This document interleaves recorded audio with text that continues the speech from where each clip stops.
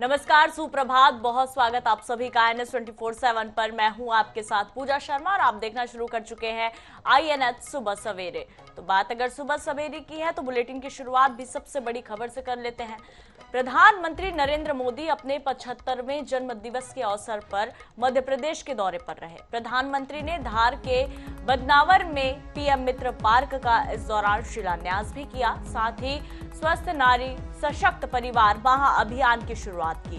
धार की धरती से PM मोदी ने पाकिस्तान को फिर से कड़ा संदेश दिया है। प्रधानमंत्री मोदी ने कहा, हमने ऑपरेशन सिंदूर करके आतंकी ठिकानों को उजाड़ दिया। हमारे वीर जवानों ने पलक झपकते ही पाकिस्तान को घुटनों पर ला दिया। कल ही देश और दुनिया ने देखा कि फिर एक आतंकी ने रो रो कर अपना हाल बताया है। ये नया भारत है, ये किसी की परमाणु धमकियों से डरता नहीं है। टेक्सटाइल पार्क का शिलान्यास करते हुए प्रधानमंत्री नरेंद्र मोदी ने कहा कि विश्वकर्मा जयंती के दिन देश के सबसे बड़े इंटीग्रेटेड टेक्सटाइल पार्क का शिलान्यास यहां हुआ है। इस पार्क से भारत की टेक्सटाइल इंडस्ट्रीज को नई ऊर्जा मिलेगी, किसान को उसकी उपज का सही मूल्य मिलेगा। PM मित्र पार्क से युवाओं को बहुत बड़ी संख्या में रोजगार मिलेगा। PM मोदी ने आगे कहा कि यह त्योहारों का समय है और इसी समय हमें स्वदेशी का मंत्र याद रखना है, उसे अपने जीवन में उतारना है। मेरी 140 करोड़ देशवासियों से करबद्ध प्रार्थना है, आप जो भी खरीदे वह हमारे देश में ही बना होना चाहिए।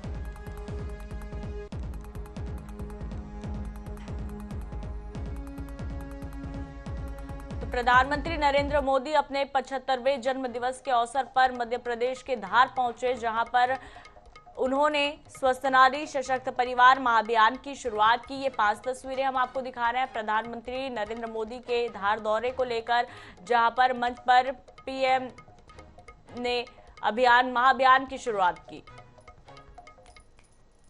आज देश मां भारती की सुरक्षा को सर्वोच्च प्राथमिकता देता है। पाकिस्तान से आए आतंकियों ने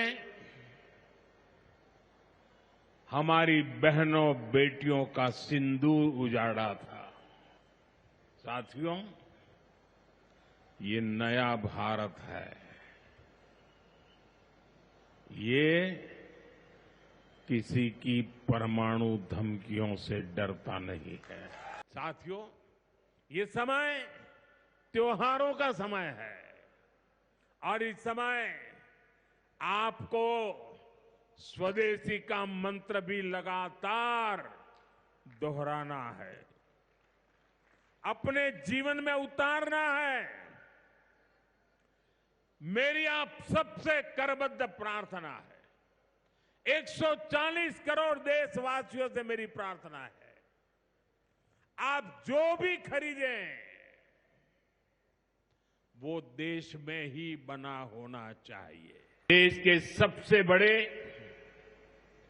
इंटीग्रेटेड टेक्सटाइल पार्क का शिलान्यास यहां हुआ है।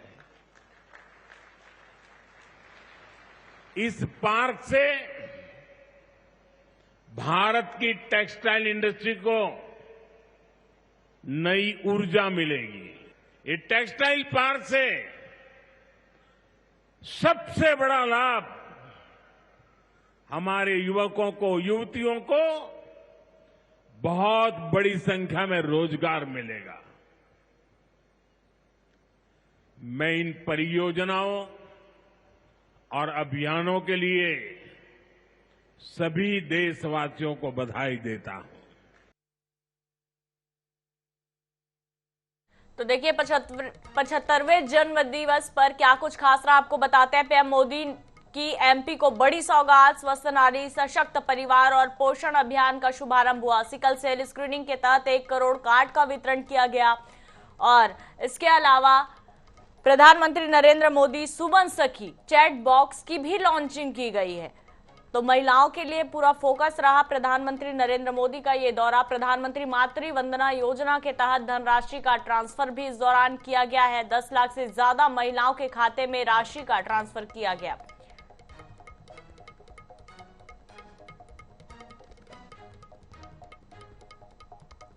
बरेली में अभिनेत्री दिशा पटानी के घर पर हुई फायरिंग मामले में पुलिस को बड़ी सफलता मिली है। गाजियाबाद के ट्रॉनिका सिटी क्षेत्र में मंगलवार को हुई मुठभेड़ में मुख्य आरोपी रविंद्र उर्फ कल्लू और अरुण को मार गिराया गया। दोनों शूटर कुख्यात गैंगस्टर गोल्डी बरार और रोहित गोदारा गैंग के सक्रिय सदस्य थे। मौके से ग्लॉक और जिगाना पिस्टल समेत कई कारतूस भी बरामद हुए हैं। बता दें कि 12 सितंबर को दिशा पटानी के घर पर बाइक सवार बदमाशों ने करीब 9 राउंड फायरिंग की थी। हमले के बाद गैंग ने सोशल मीडिया पर इसकी जिम्मेदारी भी ली थी और इसे अभिनेत्री की बहन खुशबू पटानी द्वारा कथावाचक प्रेमानंद महाराज और अनिरुद्धाचार्य पर की गई टिप्पणी का बदला बताया गया था।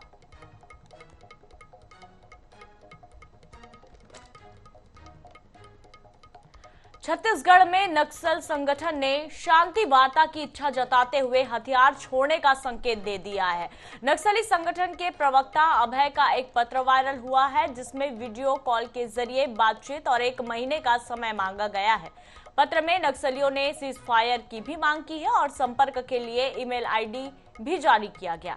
नक्सली संगठन के प्रवक्ता ने एक प्रेस नोट जारी कर कहा कि प्रधानमंत्री नरेंद्र मोदी और गृह मंत्री अमित शाह की अपील का असर हुआ है। इस पर प्रतिक्रिया देते हुए डिप्टी सीएम विजय शर्मा ने कहा कि इस पत्र की प्रामाणिकता की जांच होगी। सरकार बस्तर में शांति व्यवस्था बनाए रखने के लिए हर संभव प्रयास कर रही है। बता दें कि 15 अगस्त को यह प्रेस नोट तैयार किया गया था, लेकिन केंद्रीय कमेटी की रोक के चलते अब इसे सार्वजनिक किया गया है। नक्सलियों ने सरकार से अपील की है कि टीवी और रेडियो के जरिए वार्ता को आगे बढ़ाया जाए। वहीं इस मुद्दे पर पूर्व संसदीय सचिव विकास उपाध्याय का भी बयान आया है। उन्होंने कहा कि नक्सलवाद कमजोर हो रहा है, लेकिन निर्दोष आदिवासियों की जान नहीं जानी चाहिए। तो लगातार नक्सलियों के खिलाफ जिस तरह से प्रदेश के जवान और सरकार निर्णायक भूमिका यहां पर निभा रहे हैं, यही कारण है कि नक्सल संगठनों की कमर टूटी है और अब शांति वार्ता के लिए नक्सल संगठन खुद ब खुद सामने आ रहा है। 15 अगस्त के दिनांक का एक पत्र है, जिसमें बाद में उन्होंने स्पष्टता कहा भी है कि पत्र में लिखा है कि किन्हीं कारणों से इसको विलंब से घोषित किया जा रहा है। अभय नामक प्रवक्ता हैं, जिन्होंने कहा है, विभिन्न विषयों को ध्यान करके कहा है कि इनके जो जनरल सेक्रेटरी थे बसवराजू जी, उन्होंने इस विषय को आगे बढ़ाया था और उसी आधार पर ये आगे बढ़ा रहे हैं। तो जो भी है स्थिति, इस पत्र के ऑथेंटिसिटी के चेक करने के बाद ये देख लेंगे कि अगर इसमें ऑथेंटिक होता है तो माननीय केंद्रीय गृह मंत्री जी अमित शाह जी, माननीय विष्णुदेव साय जी और वरिष्ठ हमारे नेतृत्व इस विषय पर जरूर सकारात्मक निर्णय लेंगे। अगर ऑथेंटिक है तो सारे माध्यम चुने जाएंगे। अगर विषय ठीक है तो अगर ये हथियार छोड़कर आगे आते हैं तो बात की ही जा सकती है। और इसमें विभिन्न अभी भी उपबंध और कंडिकाएं हैं, उन कंडिकाओं और उपबंधों को उनको समाप्त करना चाहिए। बस्तर में सुख और शांति हो, इसके लिए डबल इंजन की सरकार हर हाल में प्रयासरत है और मैं सोचता हूं कि अगर ऐसे हो सकता है तो ये बहुत अच्छा है। नक्सली प्रवक्ता अभय की का पत्र जारी होता है। पत्र में जिस प्रकार की बातें आती है, हम तो शुरू से इस बात को कह रहे हैं कि कांग्रेस की सरकार के समय से नक्सलियों के हौसले पस्त हुए हैं और कहीं ना कहीं हमारे जवानों की बुलंदी और हमारे जवानों की हिम्मत को दाद देना पड़ेगा, जो लगातार इस लड़ाई को लड़ते रहें। और साथ ही साथ ये भी बात है कि इन नक्सली मुठभेड़ की बात कहकर कई निर्दोष आदिवासियों की भी जाने गई है। ये भी बेहद दुर्भाग्यपूर्ण है।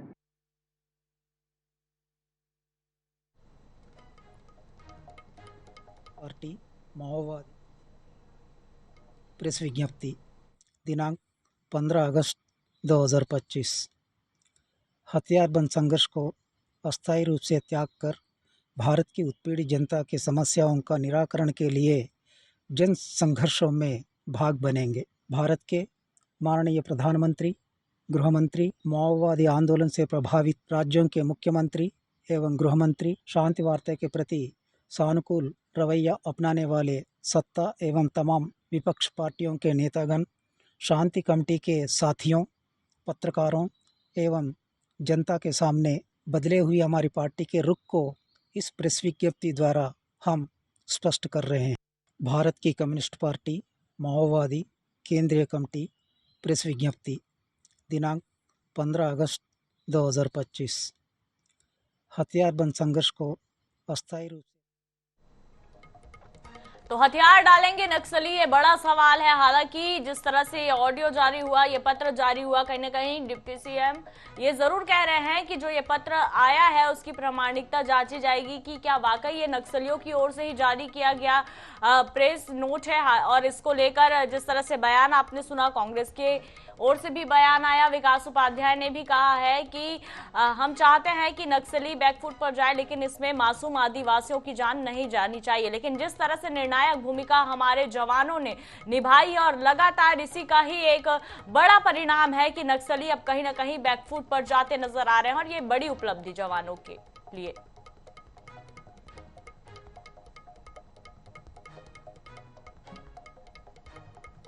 छत्तीसगढ़ के साथ देश में अब नक्सली बैकफुट पर नजर आ रहे हैं। बुधवार को नारायणपुर में 12 नक्सलियों ने आत्मसमर्पण किया। इन नक्सलियों पर 18 लाख रुपए का इनाम घोषित था। इस दौरान नारायणपुर एसपी रॉबिन्सन गुड़िया ने कहा कि 31 मार्च 2026 तक छत्तीसगढ़ के साथ देश नक्सल मुक्त होगा। इसी अल्टीमेटम के बाद नक्सलियों में खौफ है। आपको बता दें कि केंद्रीय गृह मंत्री अमित शाह ने नक्सलियों को दो टूक कहा है कि नक्सली या तो हथियार छोड़े या गोली खाने के लिए तैयार रहे।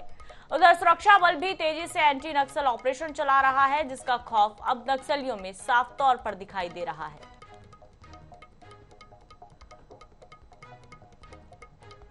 तो बता दें, केंद्रीय गृह मंत्री अमित शाह ने दो टूक में नक्सलियों से कहा या तो हथियार छोड़े या तो गोली खाने के लिए तैयार रहे। 31 मार्च 2026 की वो तारीख, वो डेडलाइन यहां पर डिसाइड कर दी गई है और साफ तौर पर कहा गया कि छत्तीसगढ़ नक्सल मुक्त हो जाएगा, ये उसकी तारीख है। और उसके बाद से लगातार जिस तरह से यहां पर जवानों ने कमान संभाला हुआ है नक्सलियों के खिलाफ, लगातार सफलता भी यहां पर जवानों को मिल रही है और यही खौफ अब नक्सलियों में भी नजर आने लगा है।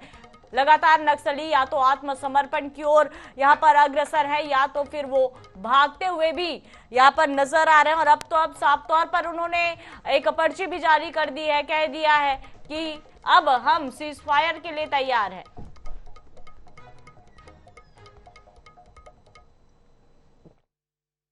विगत इस मॉनसून के पूरे समय में कंटिन्यू ऑपरेशंस हो रहा है और उसी के पैरेलल जो न्यू सरेंडर पॉलिसी है गवर्नमेंट की, तो इसके तहत भी जितने भी हमने नक्सलियों से वार्तालाप करने की कोशिश करी, उनको चिट्ठी के माध्यम से, चाहे वो ऑडियो क्लिप हो या फिर रेडियो सेट के माध्यम से हमने जो भी संपर्क किया है, उसका ये रिजल्ट है कि आज 17 तारीख को कुल 12 नक्सली हैं जो कुल 18 लाख इनामी हैं, जिसमें 5 महिला और 7 पुरुष हैं।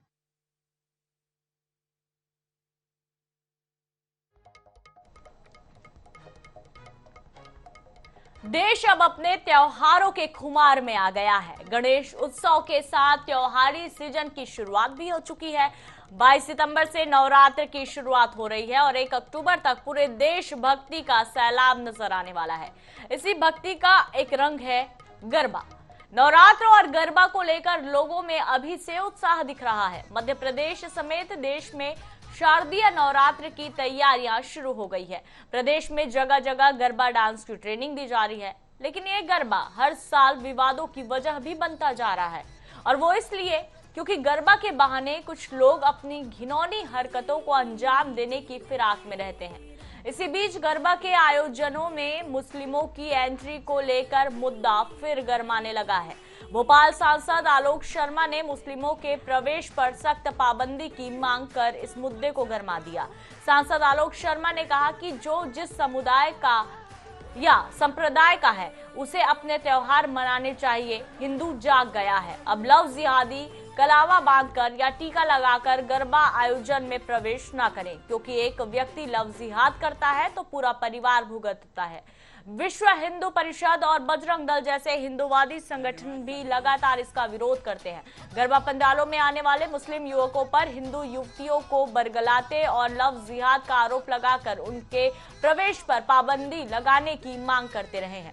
तो आज बात इसी पर होगी, इसलिए भी क्योंकि ये मांग जायज है या जायज नहीं है, क्योंकि हमने कई तस्वीरें देखी है गरबा को लेकर। एक और जहां पर उत्साह चरम पर है, लोग अभी से गरबा सीख रहे हैं और कहीं ना कहीं माता रानी के लिए एक कहे तो गरबा कर उन्हें खुश किया जाता है। लेकिन दिनों दिन जिस तरह से फुहड़ता इस गरबा में नजर आती रही है, चाहे कपड़ों की बात को ले ले या फिर इसी तरह से कोई टीका लगाकर कलावा बांधकर इस गरबा में जो है वो प्रवेश कर लेता है, तो इसको लेकर अब विवाद गहराते जा रहा है और अब एक बयान ने इस विवाद को और तुल दे दिया है।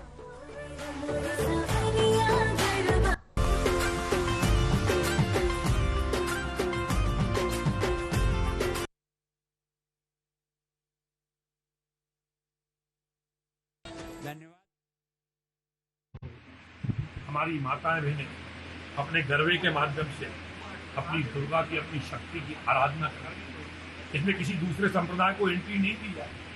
अगर कोई दूसरा संप्रदाय का व्यक्ति योजना से टीका लगाकर आता है, हाथ में आटी पहनकर आता है, गमछा पहनकर आता है, रोड़ी का टीका लगाता है, उसको एंट्री नहीं दी जाती। कोई योजना से आता है, लग गया, ऐसे लोगों को छोड़ा भी नहीं जाएगा। अब हिंदू समाज वो हिंदू समाज नहीं, जो गलत करेगा उसका मुंह तोड़ जवाब हिंदू समाज देगा।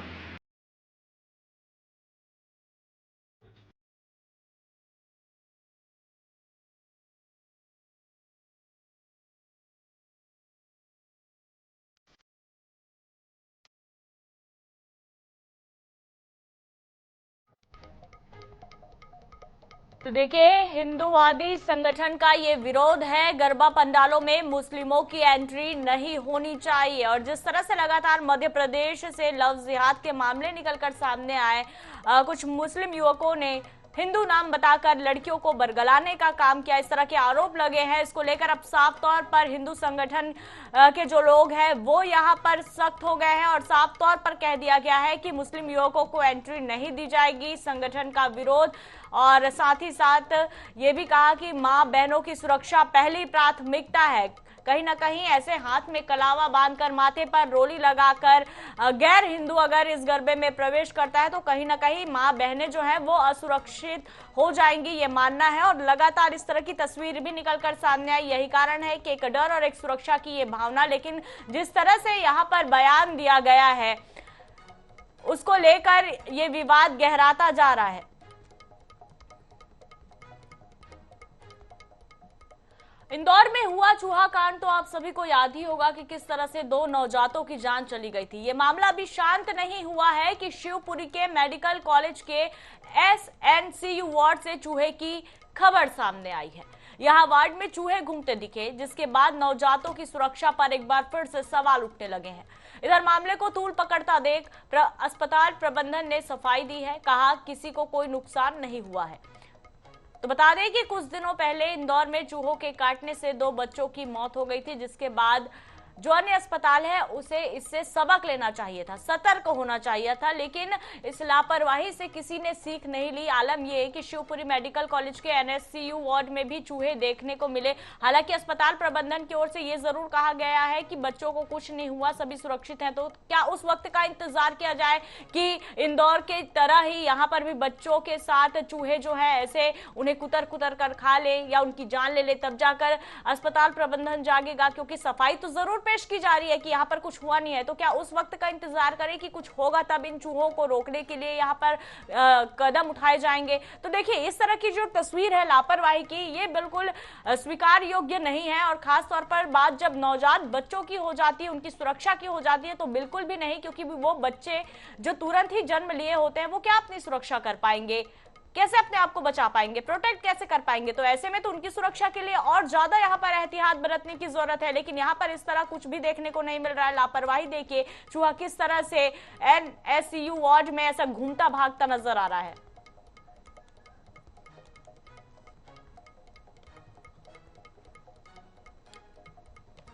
मध्य प्रदेश के सरकारी अस्पतालों में चूहों का आतंक है। शिवपुरी से पहले जबलपुर और इंदौर में चूहों के हमले की खबर INH न्यूज ने प्रमुखता से दिखाई थी।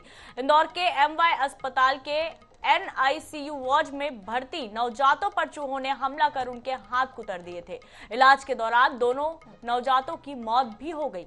हंगामे के बाद और कार्रवाई की गई। इधर सियासत भी गर्मा गई। इस बीच मंगलवार को जबलपुर के नेताजी सुभाष चंद्र बोस मेडिकल कॉलेज के मनोरोग चिकित्सा विभाग में 2 मरीज और उनके अटेंडर को चूहों के कुतरने के बाद प्रबंधन की लापरवाही सामने आई है। आश्चर्य की बात यह रही कि घटना के बाद ड्यूटी पर तैनात डॉक्टर और नर्स को जानकारी दी गई तो उनका कहना था कि कुछ नहीं होगा, इंजेक्शन लगवा लो। मीडिया में खबर आने के बाद अधिकारी अब पेस्ट कंट्रोल एजेंसी को नोटिस जारी करने की बात कह रहे हैं। इधर शिवपुरी मेडिकल कॉलेज में भी लापरवाही का कुछ ऐसा ही नजारा निकलकर सामने आया। तो देखिए 3 तस्वीर मध्य प्रदेश की और किस तरह से यहाँ पर अस्पताल में चूहों का आतंक जारी है। इन तीनों तस्वीरों के जरिए आप देख पा रहे हैं। इंदौर की घटना तो सबसे ज्यादा दुखद थी, शर्मनाक कर देने वाली थी, क्योंकि नवजातों की जान चली गई। चूहों ने बच्चे के हाथ को बुरी तरह से कुतर दिया था। उसके बाद शिवपुरी की बात अगर हम कहें तो यहाँ पर भी नवजातों की सुरक्षा पर सवाल उठ रहे हैं। हालांकि अस्पताल प्रबंधन ये कह रहे हैं कि कुछ नहीं हुआ है, तो क्या कुछ होने का इंतजार किया जाए। और इधर अगर जबलपुर की बात कर ले तो यहाँ पर भी बीते दिनों मरीज और उसके अटेंडर को चूहे ने कुतरा, लेकिन लापरवाही की हद देखिए। किस तरह से यहाँ पर गैर जिम्मेदाराना बयान दिया गया कि चूहे कुतरे हैं, कुछ नहीं होगा, इलाज करवा लो, इंजेक्शन लगवा लो। इस बुलेटिन में फिलहाल इतना ही। ताजा अपडेट्स के लिए बने रहिए IANS 24/7 के साथ। नमस्कार।